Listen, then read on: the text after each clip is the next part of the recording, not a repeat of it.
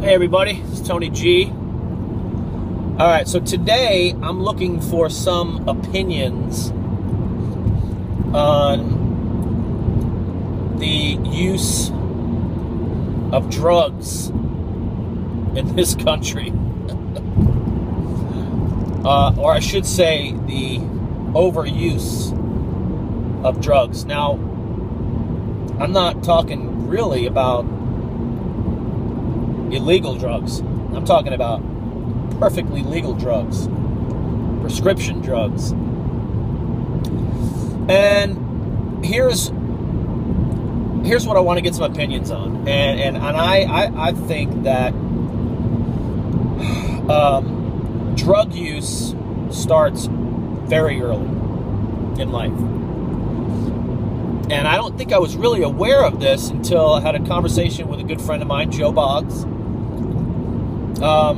It's funny because he pointed out the fact that it starts in elementary school, where the sign on the wall says, "Say no to drugs." But they line up the kids every morning to get their Ritalin or their Adderall or whatever they need to calm them down because they're out of control. That's where it starts. And you know what? I'm guilty of it in my household. If Allie had a headache, Jen would reach for a pill. If Allie had a stuffy nose, Jen would reach for the pill. And I'm not, I mean, we all do this. It's just what you do in this country. Until you become aware that that's not how it should be. Because what it does is it sets your children up to become dependent on every little ailment.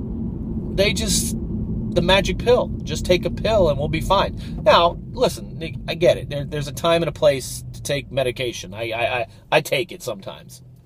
Matter of fact, we all know I take testosterone because I have, very low testosterone. I don't abuse it, but I take it. And it helps me and it puts me at normal levels and everything's good.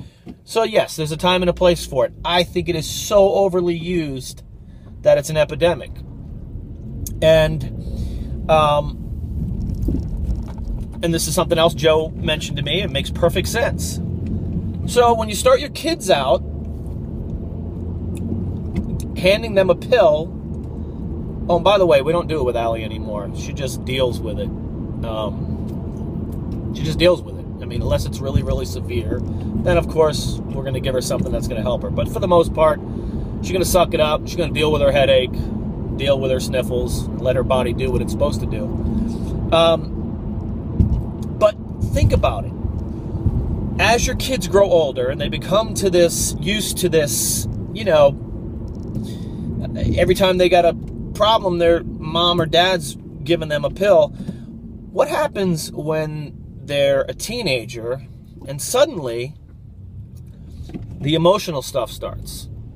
Their boyfriend breaks up with them. Their girlfriend breaks up with them.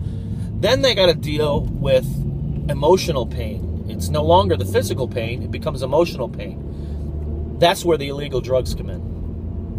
They start drinking. They start taking pills. And they start doing drugs to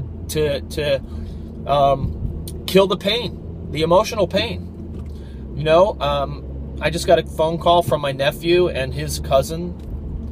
I mean, I'm pretty sure this is what happened. Not 100% sure, but apparently they had found him dead, 35 years old, from heroin. He didn't start with heroin.